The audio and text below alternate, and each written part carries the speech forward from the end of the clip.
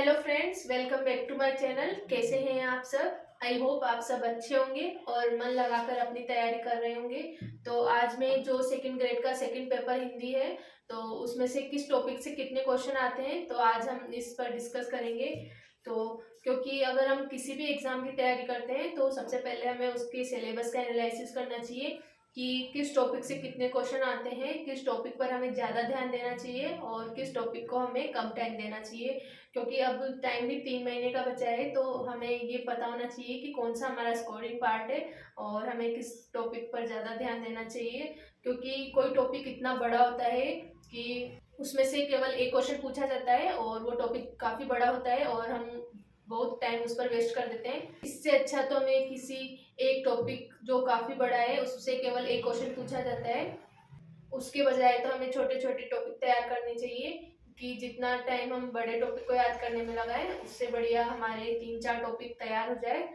तो चलिए शुरू करते हैं।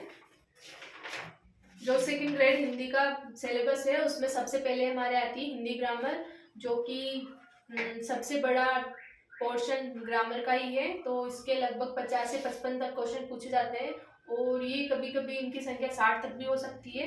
तो जो फर्स्ट पोर्शन है हमारा वो है माध्यमिक और उच्च माध्यमिक स्तर का। तो इसमें सबसे पहला टॉपिक है वर्ण व्यवस्था, स्वर व्यंजन का वर्गीकरण। तो इसमें से लगभग 3 से 4 क्वेश्चन पूछे जाते हैं, तो ये हमें अच्छे से तैयार करना चाहिए क्योंकि बहुत इजी टॉपिक है और इसको करने में भी हमें सबसे कम टाइम लगेगा और क्वेश्चन भी इसी के सबसे ज़्यादा पूछे जाते हैं। इसके बाद में टॉपिक है हमारे कोश क्रम, तो ये वाला टॉपिक नया जुड़ा है। इसके बाद है हमारे तत्सम तद्भव विदेशी, संज्ञा सर्वनाम विशेषण क्रिया और क्रिया विशेषण, लिंग वचन कारक काल, संधि समास, प्रत्यय पर्यायवाची विलोम, अनेकार्थी वाक्यांश के लिए एक शब्द, वाक्य के अंग। तो इन सभी टॉपिक से लगभग दो दो क्वेश्चन सभी से पूछे जाते हैं। इसके अलावा जो शब्द शुद्धिकरण और वाक्य शुद्धिकरण है तो इसके लगभग दोनों टॉपिक से 3 से 4 क्वेश्चन पूछे जाते हैं। सबसे ज्यादा चांस गलत होने के इन्हीं क्वेश्चन के होते हैं जो शब्द शुद्धि वाक्य शुद्धि है। तो इनको हमें बहुत अच्छे से करना है क्योंकि इन दोनों के मिला के लगभग 7 से 8 क्वेश्चन पूछे जाते हैं। इसके बाद में मुहावरे और लोकोक्तियों से दो दो क्वेश्चन पूछे जाते हैं। इसके बाद में आता है हमारा खंड सेकंड, तो इसमें है शब्द शक्तियाँ, काव्य गुण, काव्य दोष, अलंकार, छंद, रस। तो इन सभी टॉपिक से दो दो क्वेश्चन पूछे जाते हैं। तो जो पोर्शन सेकंड है हमारा स्नातक स्तर का, तो उसमें लगभग 13 से लेकर 15 तक क्वेश्चन पूछे जाते हैं। इनकी संख्या 13 से 15 के बीच में होती है, कभी 13 पूछे जाते हैं, 14 और 15 तक क्वेश्चन पूछे जाते हैं। और इसके बाद में आता है हिंदी साहित्य का इतिहास, जो पूर्व आधुनिक काल है। तो इसमें से लगभग 30 तक क्वेश्चन पूछे जाते हैं। तो कभी इनकी संख्या ज़्यादा भी हो जाती है, लेकिन हम 30 क्वेश्चन तो इसके मान सकते हैं। तो इसमें सबसे पहले आएगा नामकरण और काल विभाजन। तो इसके लगभग दो दो क्वेश्चन पूछे जाते हैं। और फिर इसके बाद आते हैं हमारे आदिकाल, भक्तिकाल, रीतिकाल और आधुनिक काल।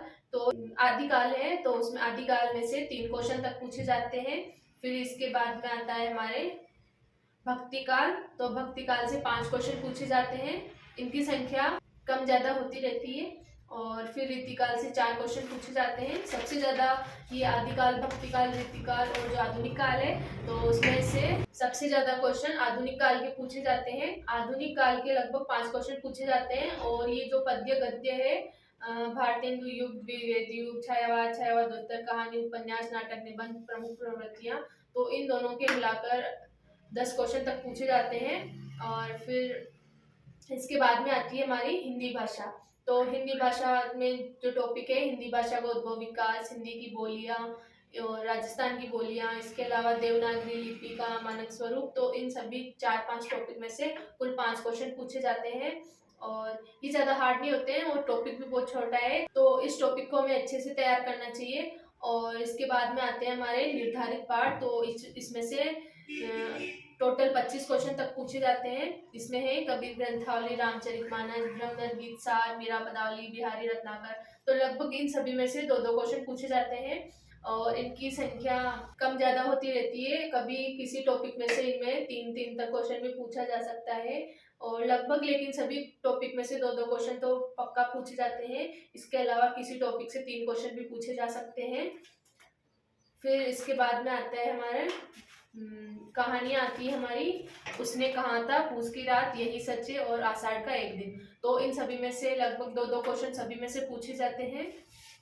इसके बाद जो हमारा पोर्शन थर्ड है शिक्षण विधियों का, तो उसमें से लगभग 20 तक क्वेश्चन पूछे जाते हैं और ये फिक्स है कि इसके 20 क्वेश्चन पक्का आएंगे। और ये जो हमारा सिलेबस है तो इसमें लगभग सभी टॉपिक से क्वेश्चन पूछे जाएंगे, किसी से कम तो किसी से ज़्यादा, तो लगभग सभी टॉपिक इम्पोर्टेंट है। और पिछले बार जो पेपर हुआ था तो उसमें से किसी किसी टॉपिक में से ज़्यादा क्वेश्चन भी पूछे गए थे, लेकिन सभी टॉपिक से क्वेश्चन पूछे जाएंगे। तो जो हिंदी साहित्य का इतिहास है तो उसमें से ज़्यादा हार्ड क्वेश्चन नहीं पूछे जाते।